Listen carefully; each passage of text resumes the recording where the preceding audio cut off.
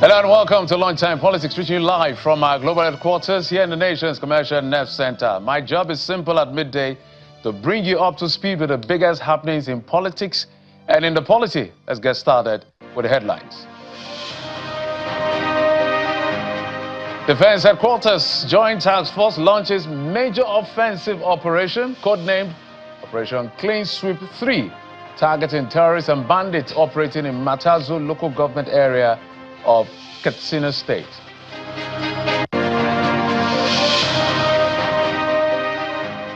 Former Kaduna State Governor El-Rufai is at the Federal High Court in Kaduna for the continuation of proceedings in his ongoing alleged corruption trial.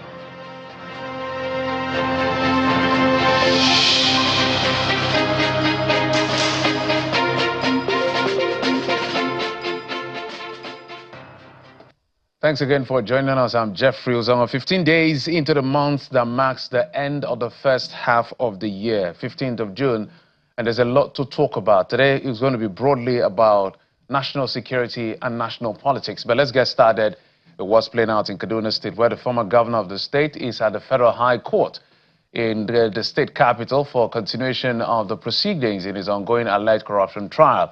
It was brought to the court at about 9:30 a.m., accompanied by officials of the ICPC, DSS, and Nigeria Police Force. The case preferred against him by the ICPC involves allegation of abuse of office, fraud, and financial misconduct during his tenure as governor. Mr. El-Rufai has denied all charges and maintains his innocence.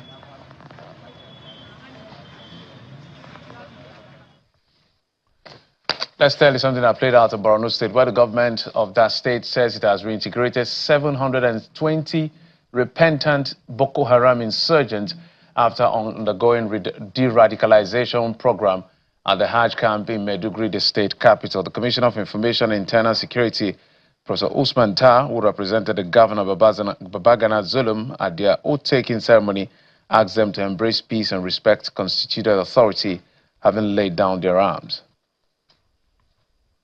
Olumole has reintegrated 8,960 in batches 1 to 8, and today 720 will join them as batch 9. That will bring the figure to 9,680 clearance of low risk and minors. The clearance seated in front of you were disarmed, demobilized thoroughly, de-radicalized, and rehabilitated. They are from Bama local government, Honduga, MMC, Jere, Mobile, Mafa, Dikwa, Goza, Dambua, Marte, Mungunu, Kukawa, Gamurungara, Kalabarge, and Gubiu. Be law-abiding citizens. Respect constituted authority. Respect your families. Borno needs builders, not destroyers. The government and people of Borno State are ready to receive you, but we expect you to be worthy ambassadors of peace. As you return to your communities, carry the message that peace is possible and the future belongs to those who choose education, hard work, and All right, let's get started with the first conversation that I did talk about, the very first for today, that has to do with national security. Bringing my guest, Mr. Dixon Osagie is a global security analyst, certified master anti-terrorism specialist, and the managing director at the Breeze Protection and Services Limited. He joins us virtually. Mr. Osagie, thank you so much for coming on the program. Thank you for having me, Geoffrey. Well, I know you're quite familiar with what is playing out across the country. Let's begin with the latest within the time we have, and two things broadly. First, how did you receive the news of they say he died in captivity, whether he was bitten by a snake or he died of natural causes? That is left to the people that are responsible to be clear with us. Also, how his body was collected or received by the family is another kettle of fish. But what do you make of this height of assault on our national sovereignty, if you will? Geoffrey, thank you. I think the killing of the General Bakar was disturbing. It's a disturbing situation, I mean to say. And I heard his sons yesterday talked about the incident, and I was heartbroken. Heartbroken in the sense that these guys are killing our military generals, both serving and non-serving, as if they are killing mosquitoes. A general is not even meant to die in the battlefield. A general is not even meant to be killed in the battlefield. Generals are supposed to make the enemy of the state die in the battlefield, die in a hostile environment. But here we have brigadier generals, major generals being killed by terrorist group, and the military headquarters is okay with it. I don't know, because in the early days when you kill a soldier, the least soldier, when you kill a soldier, that town will be fumigated. So I expect the military to go all out and fumigate this environment. They need to go and wipe out these guys from this environment. This is unacceptable, and this should be the last time the military should accept such nonsense. By the killing of this general, it's an indicator that the military is getting weaker by the day. The Nigerian army is getting weaker by the day. How do you allow your generals to be killed, both serving and not serving? Every retired general must be protected from all nooks and crannies of the country for putting his life right from his youthful age to serve this great country. He must be protected after service. Evaluate his environment based on the societal threats bedeviling the country, and also give him advice that, hey, this area will not be okay for you to stay due to the high state of insecurity, and relocate those generals. I will advise the military authority to start relocating our generals, the retired generals that are very prone in a high-risk environment, to a safe environment, so that we don't have this kind of mess happen again. Geoffrey, I think this is unacceptable. If the military keep on accepting this, I tell you, they are getting weaker by the day, because these guys cannot come out and kill a major general, a brigadier general. Is that a joke? It's not done anywhere. Generals are not meant to die like chicken. So the military must stop this and stop it with speed and momentum. On how his body got to the family is a story for another day. So what will be your recommendation of response? Because we just heard that the DHQ has launched the Northwest under the Operation Fasanyama. They launched what they call the Operation Clean Sweep 3, targeting terrorists and bandits hideouts in this Matazu local government area and its surrounding community. What exactly is the kind of response that you think this particular operation should be able to achieve? Well, fantastic question. Geoffrey, first of all, they need to identify the threat actors. Because the truth is, the Nigerian military can never wage this fight against terrorism, even to the end of time. The military uses violence against violence. That does not bring about peace. We have a lot of components that the military the government needs to adopt to support the military. But despite the fact that the military are putting in their best, they must ensure that they carry out an effective hostile surveillance about this given environment. Don't allow this guy to keep on planning and attacking our military, plan, attack, and you allow them to, keep on succeeding. I agree, the Nigerian military have done so well, precisely the Nigerian army. They've made a lot of sacrifice to ensuring that they bring Nigeria to a state of positive peace. But these sacrifices is not good enough for us as a country. They need to understand that there's an existential threat. The enemy within, we are suffering from internal threats, insider threats. For them to succeed in this, they need to carry out a hostile surveillance of all the hotspot area within this country. It's an assessment. Hey guys, get some guys, if it's possible for them to establish another battalion that are solely responsible for hostile surveillance. Go after these guys, locate where they are, take the battle to these guys, take the war to them. Don't wait for them to attack. Go after them. Ensure that you eliminate them from all nooks and crannies, so that they will be highly demoralized, demotivated, and as well not have the ability to engage our military any day, anytime, anywhere, as if they are engaging some ragtag military. We're talking about the Nigerian army, almighty Nigerian army. This should never happen. So for me, I think it's the right time the military to say, okay, draw the line, between these guys and say, enough is enough. This General Abubakar should be the last general that should be abducted and killed, as if they adopted an animal or whatever the case may be. So for me, they should go all out after these guys. The threat is real, Geoffrey. It's real. It's getting on. It's getting everywhere. And we need to ensure that we look into the governance structure. Because for me to tell you, for the truth is that I think our political space have been messed up, because what is happening now is political intervention. We don't have to apply military might. I agree, the military have done a lot. But let's start looking at political perspective. Let's start looking at educational perspective. Let's start looking at what's it called, societal perspective, social contract. Why are people going into crime? What is the reason? We have this, the reason why people are going to crime. Good governance also is going to mitigate this crime. Our political leaders, our governors must ensure they take charge of their states holistically from all the nooks and crannies, because they have the security boats coming to them every month. They must utilize it to ensure that they start taking these vulnerable youth from the streets. Most of these fighters, Geoffrey, they employ their fighters from the street. A potential child on the street, I have said it, is a threat to the government, either today or tomorrow. What do we do about this employment methodology from these guys? Take them off the streets so that this will aid the military operation. If the military keep on engaging these guys and there is no political response from governors' perspective, from a societal perspective, even our environment, the military will keep on laboring, and this labor might seem to be as if they are laboring in vain. But they are not laboring in vain. We appreciate their sacrifice, but they must ensure they have an effective force protection mechanism in place to make sure they protect those who sworn an allegiance to protect the territorial integrity of this country. That's how we owe the military. Protect those who sworn an allegiance to protect this country, so that they will not be killed like animals. As we wind down, Mr. Sage, well said. I know we had a conversation with an economist, Roman Osagale. He drew a correlation, a clear data-driven data analytics of how poor investment in education has landed us where we are. Did a comparative analytics across Africa. So I have the data, I have the report here with me.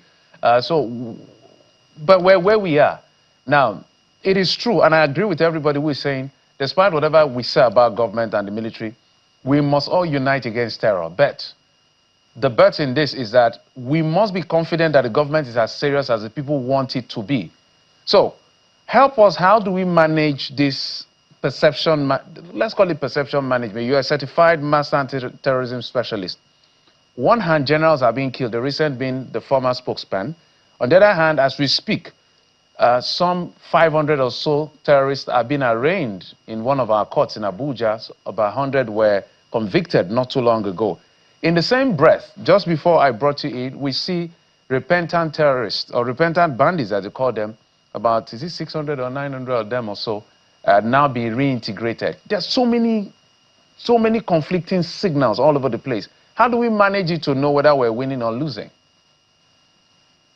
You can't be reintegrating criminals during wartime. You can't do that. The war is ongoing. The fight against terrorism is ongoing. And you are reintegrating those who kill our officers and men. You are integrating those who kill our gallant soldiers, our gallant military officers. And what is the methodology of their reintegration? Do you have a database? The last reintegration they had years back, do you have their database? Where are they? Can you tell me where they are presently? As I speak to you, a lot of these guys are in Lagos. I'll be able to, meet one or two of them, So what I'm trying to say in a nutshell is this. We need to, there's a halt on that safe corridor. It's not helping. Let's go all out and ensure that we eliminate these guys. Because it's demoralizing for me to see an officer, a terrorist who killed my friend, or an officer who I know, being fed in an operation safe corridor, and later on being reintegrated, failing to understand that they have an ideological driven mentality. I also agree that some of these guys that were rehabilitated were captured under duress, or were being coerced, during engagement between the terrorists and this community. I agree. But the filtering process is very important. We need to understand, how do you filter them? Because somebody you capture, or you capture during engagement, come and say, oh, I surrender, and the next thing you are integrating me, that's an error. First of all, we must understand that this is an ideological driven mentality. And most times, ideological driven mentality lasts in eternity. What are these guys fighting for? That's what we're asking. I've been asking, no question, no answer. What are they fighting for? So for me, I think we should place a halt on this Operation Safe Corridor, and the military should start sweeping out these guys from all nooks and crannies. Somebody says, are you going to kill all the terrorists because they are fighting against the country? If you leave anyone, that person will kill you. So I advise that we should wipe them off from our territory, or if they are ready to surrender, let them surrender willingly and see what the military or the government can do with these guys. But I tell you, it's a messy situation, and it's putting us on a negative situation globally. And I tell you, this is unacceptable. We must go all out. And as well, Geoffrey, set out the internal threats. We have some modes within this service in the military all area. Information management is very essential. If we don't manage it, our military will keep on laboring and laboring in vain. And so, so it is, Geoffrey. Dixon Osaje, well said. Global security analyst, certified master, anti-terrorism specialist, and the MD Debris Protection Services Limited. Thank you for coming on the program. We appreciate it. Thank you for having me, and condolences to the family of the general. Let's move from there to politics. Bring in the National Publicity Secretary of NDC, Mr. Osa, Director. Yes, that's his name actually. Osa Director is a veteran journalist, activist, and politician. Mr. Director, okay, let me stay with Osa so that my director doesn't think that I'm calling his name. Welcome to the program. I know we want to talk about politics. Yes, good to see you. But I'm not a politician. Thank you. But you are a spokesperson of a political party. How are you not a politician? I'm a professional in politics. Okay. I'm an interventionist. Okay, no problem. I'll take that. However you describe yourself, I don't have a quarrel with that. But before we jump into politics, if you can in 30 minutes, I think it's only fair that you weigh in into what is playing out in national insecurity or security in this sense. Yes, it's quite unfortunate that we have degenerated to this level of a situation where the Robesian state, where life is short, nasty, and bestial. You know, the truth is that when I was much younger, and I hear about suicide bombing, kidnapping for ransom in states like Lebanon and other nations, I will always do the sign of the cross, that God forbid, this will never happen here. But today, it's unfortunate that it has become a recurring decimal in our lives, that there is insecurity everywhere, life is not safe, and it's a gross disappointment on the part of the people that the government has let them down, because Section 14, subsection 2 of the Constitution clearly stated that the primary purpose of government is security of lives and property. And if you fail in that regard, then you have failed as a government. So I am deeply worried and deeply concerned that even areas we thought we were immune from this insecurity have all been enveloped by insecurity and by bandits and herdsmen having a free day. Just yesterday in Edo State, along a very major street, Sapele Road, where they call a vegetable market, broad daylight, kidnapping, they kidnap people. Family and all that, you know. So it is unfortunate, and it has even got to the extent that when people die, you now talk of the numbers. For example, you say, oh, there was kidnapping or insecurity in so and so place, and some people die. You see the government say, well, it's not the 50 people that die, it's just only 5, or it's just only 10. I mean, this is so sad. This is so sad. It's so disappointing that our government seems not to be up to the task, because when this government came into being, their promise was to ensure that they tame the level of insecurity in the country. It even started with the one of President Muhammadu Buhari, now deceased. You know, as an army general, we thought that he had a solution to it, but things actually worsened during that period. And that's what this government is unable also to solve, which is a continuation of the APC government. And that is why we in the NDC are saying that we have the solution. Okay, let's talk about that solution for a moment. There are so many things I want to discuss with you. So this is not going to be a one-off. This is just the beginning of the conversation. From internal issue to policy alternative, because as a spokesman, you are both communicating what your party will do and also policy communications as to what your party will put on the table as an alternative. Let's say your party wins this election today. I know I may be hasty in this position and you are not the presidential candidate, but at least you speak in terms of policy narrative of the manifesto your party would present to the Nigerian people. What in the immediate term has to be done to restore the dignity of human life? Because at the very backbone of what we're dealing with is lack of value for human life. I quite agree with you that there's a total disrespect and disregard for the dignity of the human person. If you want to agree with me, or if you would like to agree with me, we all know that there's a clear solution to solving the security, and that is political will.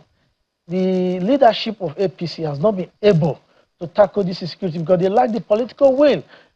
Insecurity has become big business to people, either by the security agency or by even certain individuals in society. Number one, the American government and the international community published a list or sent a list of those who were indicted for funding insecurity in Nigeria. Till today, Has that list been published for Nigerians to see? Till today, have those people named in that list been prosecuted and held accountable for all the heinous crimes they've perpetrated against the Nigerian people by decimating them? You know, so that's what we are saying, that it is a matter of political will, and that in NDC we have the political will to tackle the situation without fear or favor, without any form of discrimination. We are going to go headlong and identify the areas of leakages where the present system or the present government seems to be collaborating or conniving by turning their eye to the other side of the divide when Nigerians are being decimated on the streets and even in their houses. So the basic thing is that in NDC, we have the political will. We don't lack the political will. We know that there's a problem of insecurity, and we know that it has become big business for both those in and outside of government. And those people who were listed by the international community and identified as sponsors of terror or terrorism, they are going to be treated and they will face the full wrath of the law. So that is what we are going to do. And once you deal with the source of the problem, then you are able to terminate the consequences or the effect, which is the kidnapping and the banditry that is ongoing in the country. All right, let's move from... need a government that has political will. We're going to interrogate that even further, not today, but let's come from state affairs to internal affairs of your party. I did watch your national leader of the party talk about, you know, all of the challenges and how you're managing it. Looks like, I don't know whether it's Uhuru now or whether you guys are out of the woods in terms of the grievances of some of the aspirants who said they were shortchanged. There were several allegations or comments and all of that. Now, I don't think in that interview you actually sold your party or you sold the candidate of your party. It was more like managing the combats within the party. So talk to us about how that is being managed as we speak. What has been the way forward for the NDC, especially for aggrieved persons who didn't get a ticket? Well, the primary thing we did was to set up a reconciliation committee. And this reconciliation committee is going to meet with all aggrieved members of the party and to ensure that we are all on the same page and they're keen to the core values of the NDC to salvage this country from the present mess it found itself. This reconciliation committee is going to dovetail down to even the ward level. We want to have a reconciliation committee at the ward level, at the local government level, and at the state level, and then at the national umbrella will help to coordinate the process. We want to ensure that not a single member of our party is left in the lurch, and not a single member of our party will be left to feel that he or she was not treated fairly. We want to give everybody a sense of belonging, a sense of inclusion, and that's what the national leader was talking about. But he spoke about that by also highlighting the challenges, because in NDC we said that we are a party of innovation and that we are not going to play politics as business as usual. And what do we mean by that? It means that whatever challenge we have, we are going to be open, we are going to be transparent, we are going to be accountable, and we are going to be sincere. We are not going to treat it like the usual family affair, which is a euphemism for sweeping the challenges and problems under the carpet. And that is why now that the National Reconciliation Committee has been set up to look into all the complaints of every aggrieved member and ensure that they are carried along and their challenges are addressed. And that's why when people say, oh, sometimes they see that the list is changing. But the fact is that we have not published any list. And even if the list is changing, it shows to you that we in NDC are people who listen. A situation where a candidate or an aspirant is able to prove that he actually won the primary, we have no choice. It's only a man who lacks courage that does not change his mind. If such a candidate or aspirant is able to prove that he actually won, we have no choice than to alter the list, if need be. So that's why if you see any change, it is because during the appeal process, we listen to the complaints of the aggrieved aspirants, and when there is merit, we amend. Mr. Osa, there's a challenge. I don't know how you're managing, how you're going to manage it. I don't know whether your party will be brutally honest, because when we told the Labour Party, and the truth, that's the truth, so that you now know how to manage it. What made the Labour Party? The Labour Party had produced at least 2 governors, to the best of my knowledge, Olusegun Mimiko, and I think Adams Oshiomhole. So it's not a new party per se, but they got to national prominence. Adams Oshiomhole never ran the Labour Party. He ran the ACN. I think there was one of that government.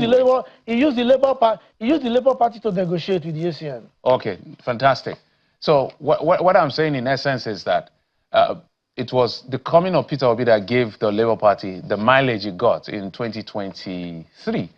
And the NDC has also gotten that mileage today. It's a relatively new party. So the coming of two movements, Kwankwasia movement and the Bidet movement, it's a significant boost to the mileage it will have if it manages its affairs very well. But are you sure you are managing the movements properly as far as this election is concerned? Certainly we are moving in the right direction. That's why I told you that in NDC, we are confronting issues or challenges with a sense of openness, with a sense of sincerity, where everyone is on the table to dialogue. You make your point and we listen to it, and the other party makes their own point, we listen to it, and we come to a compromise. Politics is about consensus building. We are consulting and we are building consensus among all the members of the party, whether you were initially Kwankwasia, or you were initially countryman, or you were initially obedient. At the end of the day, we have core values that drives the NDC. The NDC is an ideologically driven party. We want to build an institution that will last every one of us in the mode of ANC, the Republican Democratic Party in the US, or the Conservative and Labour Party in the UK. And to that extent, we are putting structures on ground to tackle most of this issue. We want to build a party unlike where you have a situation where one man just sits down and starts dictating. In our party, at least you can identify three very strong leaders now.